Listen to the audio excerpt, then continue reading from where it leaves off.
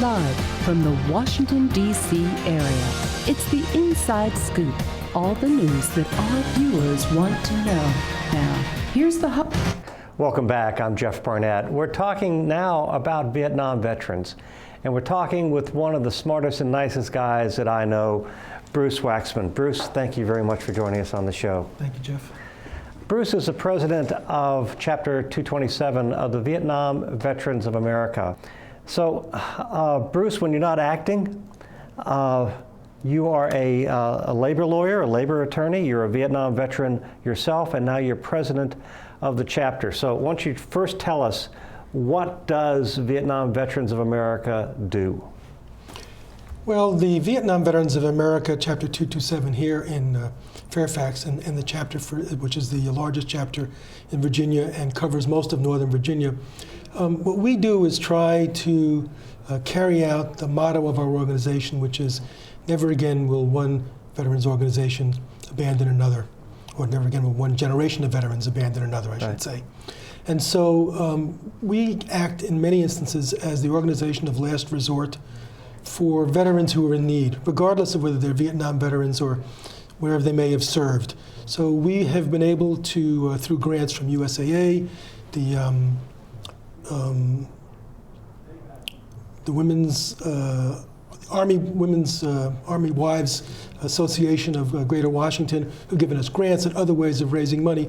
We've taken these funds and we use them to help veterans who have small needs that fall between the cracks of other things. So it might be a deposit on an apartment. It might be getting their car fixed. It might be paying for their getting some training. It might be a pair of work boots for somebody in construction. All of these things which tend to fall between the cracks. We also work on helping homeless veterans with rent, and we've worked with a number of organizations locally. America's Adopt a Soldier, run by a terrific woman named Mary Keyser in Springfield, who has a warehouse of furniture that she can provide for veterans in need. We work with the VASH program.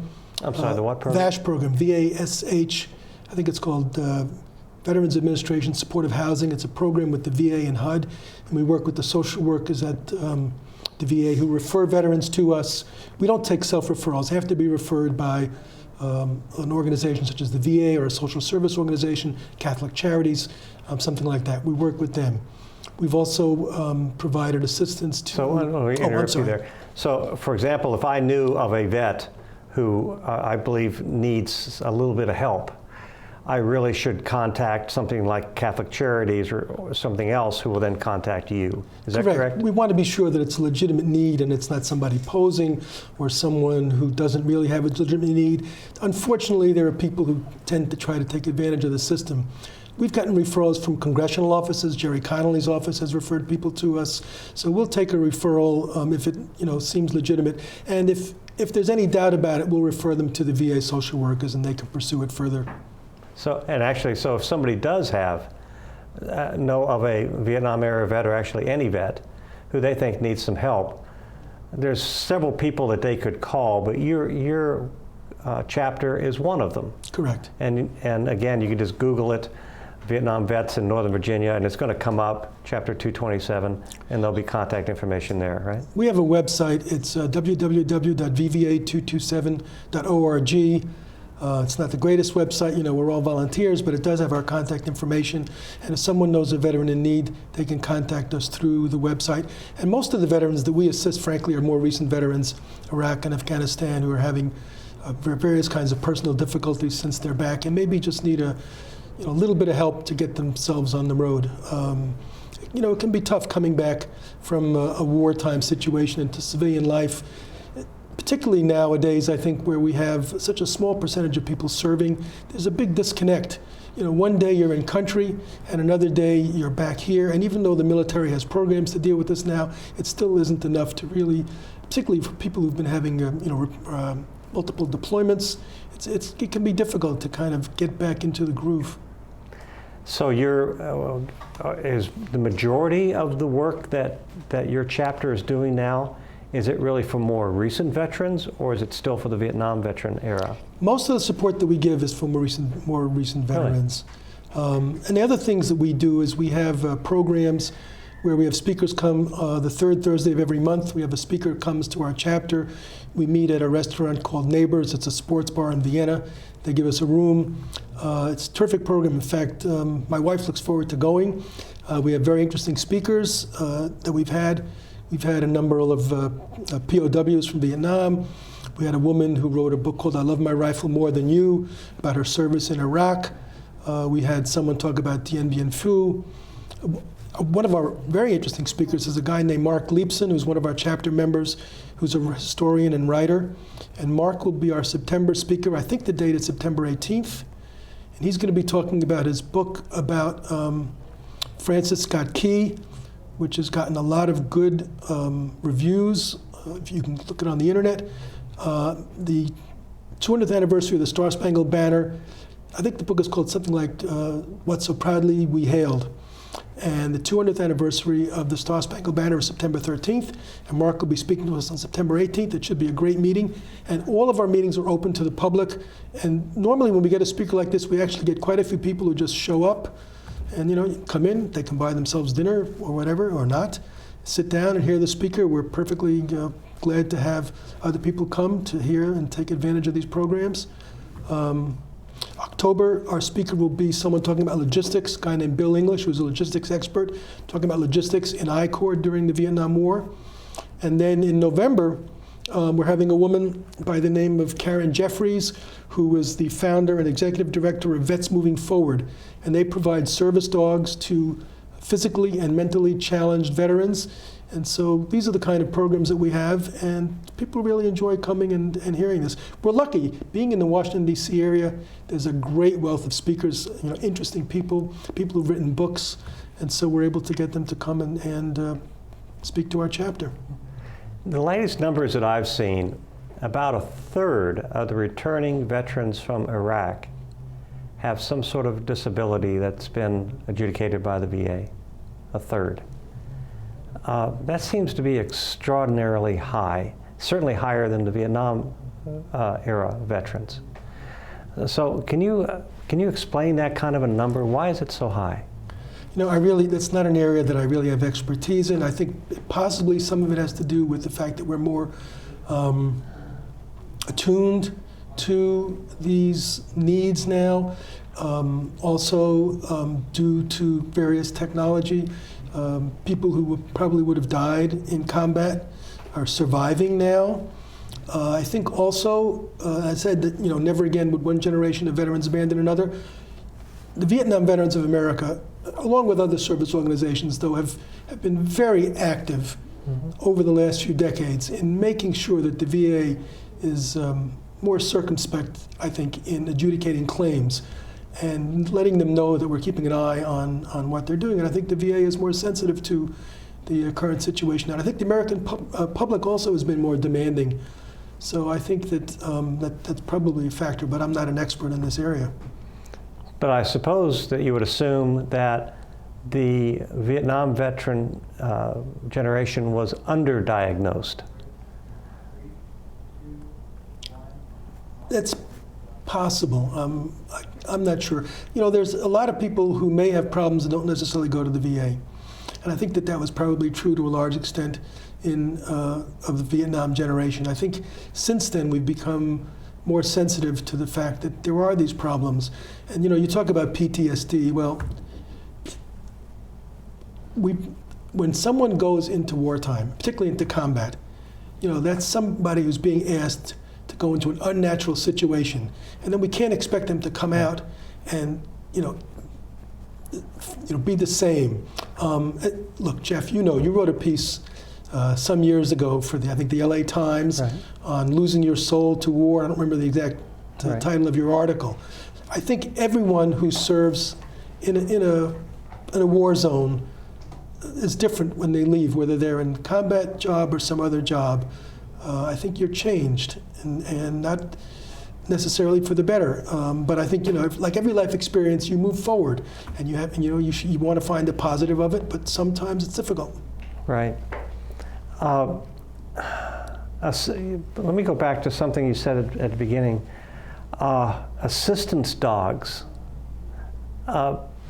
it would seem to me like that the VA or somebody should be all over that kind of a need, but they don't seem to be, and so then it's your groups that kind of step up. Is that right, or is this something that the government's trying to do but has failed, or is this something that is properly the purview of an organization like yourself? I don't have the answer to that. I would say come to the program in November and hear what Ms. Jeffries has to say, and maybe you'll get the answer to your question. Okay. Now, again, your program's every Thursday, every third Thursday of the month. Correct. And it's on Neighbors right off of Cedar Street in Vienna. Correct. And it starts at what time? The speakers start at 7:30. You can come 6:30 for dinner, and 7:30 the speaker. It lasts about an hour, maybe an hour and a half if there are questions. And there's no admission charge. You don't have to join. You don't have to even give up your email address or anything. Just kind of come in, listen. Absolutely. Correct. And if you like it, you'll come back. If it was a one-time thing, that's your decision. That's true. And in fact, when we're recruiting members who are Vietnam-era veterans, generally I say to them, give us your email. We'll send you our newsletter. If you find that you like what we're doing, then join. And of course, the more people we have about 250 members now, but the more members we have, the more we can do. And recently, 4 years in a row, you were named the top chapter in the state of Virginia. And one of your members, Len Nitentowski, was like the National Volunteer of the Year, right, for Vietnam veterans? That's correct. Len puts in a huge amount of his time on veterans activities. Frankly, I couldn't function as president. He's now the vice president, but really he does a tremendous amount for veterans in Virginia, in Northern Virginia, and really nationally. He's just a super dedicated volunteer. Wow. We have about 30 seconds left. Very quickly, you served in Vietnam. Why don't you tell us a little bit about that? Well, I was kind of a civilian in uniform. I was ROTC in college, and I felt, it was my patriotic duty to serve my country. I got my commission actually in 1964. It was before we really knew that there was a war in Vietnam, although we were certainly involved.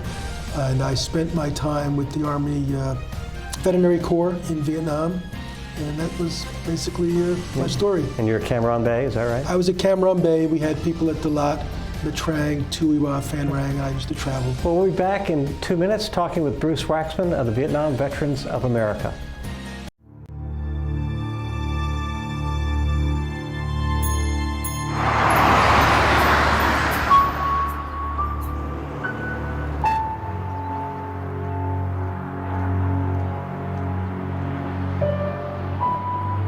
Our heroes shouldn't be homeless. Yeah, right. Combat? We need to do more for our vets. Poor excuse for a mother.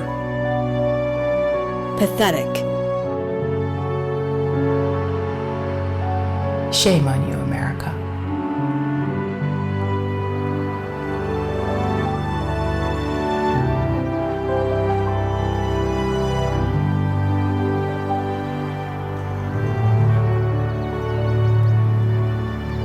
Thank you for your service.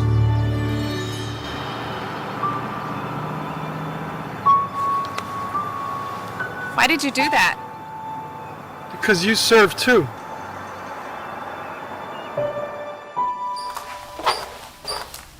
Improvised explosive devices do not gender discriminate.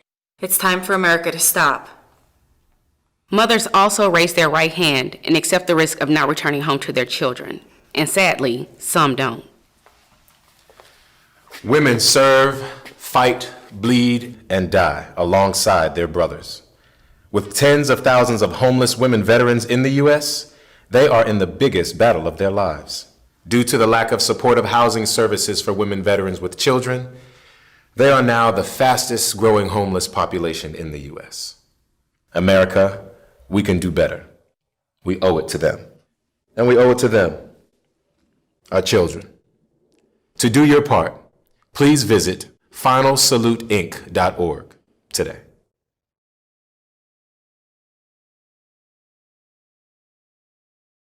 Welcome back to the show. I'm Jeff Barnett. Our final segment was still talking with Bruce Waxman of the Vietnam Veterans of America, talking about really veterans issues writ large, because the Vietnam Veterans of America, of which I am also a proud member, has gone far beyond its scope of dealing just with Vietnam veterans. And now actually most of its efforts are towards veterans of the Iraq and Afghanistan wars. And in the public service announcement we had 15 minutes ago, we had that small piece of which you were in that talked about serving a combat veteran from this era. That's all tied up with Final Salute, isn't it? Yes, Final Salute is an organization that was founded by a woman, Captain Jazz Booth. She's now left the military. And she herself had been homeless. And she realized that there was a need to do something on behalf of homeless female veterans. As the PSA points out, they're a significant piece of the population, but they're largely invisible. But their problems are significant because there's, unfortunately, a serious problem with military sexual trauma that happens to a substantial number of women in the military, and men as well, but particularly women. And a lot of these people are at great risk of becoming homeless. So Jazz has been trying to provide services to these people, provide housing, provide job counseling and things of that nature. And I was at, I think it was a White House event for another purpose. They were doing some theater. There was a veterans group from New York doing theater, kind of a therapeutic, and they were doing some of the old Greek classics, which if you go to the old Greek classics, a lot of them are about war and about the effects of war on the warrior and on their families. It's really interesting. You know, not much has changed in some ways. The technology has changed, but the basic human aspects have remained the same for hundreds and hundreds of years. Anyway, so she was there, and I found out a little bit about her program, and I got our chapter involved in providing support to them. And we've been able to provide financial support to them, and they have a terrific program called Ms. Veteran America, which my wife and I attended last year, where female veterans vie for this title as a way of trying to help combat homelessness. In fact, the woman who won this past year was herself homeless until she went into the military. She grew up in a homeless situation, so she knew very well what it was like to be homeless. So we've been supporting them. We gave a donation to the Final Salute last year at a Nationals game in honor of the Nationals, because the Washington Nationals do a pretty decent amount, you know, to support veterans. Every game they have a group of veterans come. And one of the things that actually may be happening at Nationals Park is we may be having a chair placed in the park, which no one will ever sit in, as a reminder of those who've lost their lives in the service. I can't remember the name of the actual program, but we're in the process of talking to the Nationals about it. They seem to be interested, and so I'm expecting that that'll happen probably not this season, but maybe next season. Your group not only has meetings, you also go to ball games as a group, or take veterans to ball games. We were at the Nationals game yesterday. We've gone now for 9 years. Good game. 9 years, and the Nationals have never lost a single game when the VVA Chapter 227 is attended. Well, I think Strasburg put that to the test in the first 3 innings yesterday, but he did. They came back. We were confident. You also make regular trips to the Vietnam Veteran Memorial? Yes, we have a program with the Lyons, New Jersey PTSD unit, where every 6 weeks we go down and we welcome the PTSD patients who come from Lyons, New Jersey, and thank them for their service and show them that we appreciate them. And it's also a way of letting them know, you know, there's hope. You know, they can see us old guys, and we can tell them, you know, things will get better. And we sometimes go with them to Arlington National Cemetery, to Section 60, where many of the current burials take place. When a lot of them like to visit, I wouldn't say a lot, but some of them like to visit the graves of their buddies. So we go along with them. And that's another way, again, of our, you know, showing that never again will one generation of veterans abandon another, and showing support. And actually, VVA members and American Legion and other veterans group members come down from New Jersey with the bus. And it's been very successful. We've been doing this since February of 2009, and we have not missed a date yet, regardless of the weather, snow, heat, and we're dedicated. And again, this is a program that's not for Vietnam veterans, by Vietnam vets, for this generation's veterans. Is that right? There are Vietnam veterans. When we first started, there were a substantial number of Vietnam veterans. Now, the veterans are from mostly Iraq and Afghanistan, but we've had from the Iraq War, we've had from other conflicts that the United States has been involved in the last decades, but most of them now are from Iraq and Afghanistan. And some of them are having a tough time. I talked with a guy, a couple of them. If they want to talk, they don't all want to talk, right. And that's understandable. But I've had some interesting conversations. One gentleman was saying to me, well, he's just angry all the time. The civilians don't understand, what they're going through. Why don't they show more respect? And I said to him, forget that. You have to deal with your own inner self.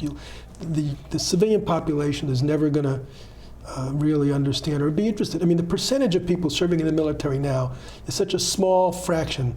It's just not of interest to the civilian population. It's just, they're not. It's not like in Vietnam when they were going to be drafted. It's a volunteer force, and I think most civilians are not interested. Another guy I talked to was telling me how he was lucky he wasn't in jail. He came home, found his wife with another guy, and he beat the crap out of this guy, almost killed him. And luckily, the judge, gave him probation. He was able to get off without having to spend a lot of time in jail. And this is another area where some veterans have problems. They come back and they get into difficulties because their temperament or whatever has been affected. Now, Fairfax County is doing something about that right now, aren't they? I'm really excited about that. The chief judge of Fairfax County, Penny Azcarate, Penny Azcarate has I'm sure other people have butchered that name before. I'm sorry about that. My apologies to the chief judge. But she is interested in having a veterans treatment court, which basically is a diversion program. A veterans treatment court. It's a diversion program. So if someone comes in for whatever, lesser crimes, they can be sent into this other program. If they're successful in completing it, maybe with mentoring with other veterans, whatever, then they won't have a criminal record. They won't have to go to jail. She noticed that certain people standing in front of her, their bearing or the way they were standing, parade, rest, whatever it might have been, might have indicated that they were veterans. Right now, in fact, I think Petula Dvorak, who writes for the Washington Post, had an article about this, and she was saying that at any given time there may be 70, 75, 80 veterans in jail in Fairfax County Jail. And so this would be to try to avoid some of that. And some of these people are at risk of suicide, which is a serious problem with our current vets. They're, I don't know if the statistic is something like 1 an hour, but it's an obscene number. And so hopefully by having programs like a veterans court, which has been tried and successful in other parts of the country, we can cut that down. This will be, by the way, the first such court in Virginia, and hopefully other jurisdictions will adopt it. There are 85,000 veterans in Fairfax County, which is the largest number of veterans anywhere in the state. And again, this program will start when? It's supposed to start January 1st. There's going to be a meeting at American Legion Post 277 in Fairfax City coming up, I think something like around the 13th of September, which I hope to go to and get some more information. Changing the subject here slightly. Now that this is the 100th anniversary of World War I, some great wartime poetry came out of that era. Poetry that really influenced a generation and which still resonates today. Your organization is kind of fostering or giving an outlet for veterans writing about their experiences in both Vietnam and in current wars. Is that right? It's not our organization. It's actually the Memorial Day Writers Project, which we're affiliated with, and which actually was started by a number of members of writers of our organization. Okay, well, we only have about 3 minutes left. So why don't you give our viewers, why don't you just pick one of the poems and just read it, and then we'll talk about it. Well, I have got an article here from The Veteran, which is the magazine of the Vietnam Veterans of America, by a man named David Wilson, who's done a number of articles about, he's also a poet who's written a few well-chosen words, and he's selected a number of interesting poems by Vietnam veterans. And so one that I've got that's short is by another fellow named Wilson, John Wilson. David Wilson is 2 L's, John Wilson 1 L. This is from John Wilson's book, Coming Home, Reflections of Vietnam. And the latter Wilson served as a Navy journalist in Vietnam. And here's a short poem that he had called Heal with Time. I'm many years older now, and the emotions should be gone, but it seems there is no escape from my time in Vietnam. Most I remember going there with patriotism and pride, then coming home scorned and pushed aside. Do you think that that's kind of the anthem of the Vietnam veterans, that we came home not to parades or anything, actually pretty much the inverse. That's not happening today, but still we still have some pretty inbred problems with returning Iraq and Afghanistan veterans. So it's not just being pushed aside. It's just the kind of transformative nature of war, isn't it? It's a transformative nature of war, but also, as we talked about, there's a psychic price, but there's also a monetary price. And one of the things that our country has been unwilling to do is to be willing to pay the cost. When you send people off to war and they come back and they have needs that need to be taken care of, you need to be willing to pay. Finally, just a few months ago, the Congress finally passed a bill to give additional funding to the VA, and it was done on a bipartisan basis, but that took a lot of effort to get that passed. And so it seems to me that if we want a first-rate military, then we have to be willing to pay the cost, and that includes taking care of our veterans. I can't agree with you more. Again, we're talking with Bruce Waxman. Bruce, thank you very much for coming by. Vietnam Veterans of America, Chapter 227, meets on Thursdays at third Thursday of the month, 7:30, at Neighbors Bar in Vienna. Bruce, it's a pleasure. It's a pleasure to have you as one of our members, Jeff. Thank you very much. You're welcome. It's an honor.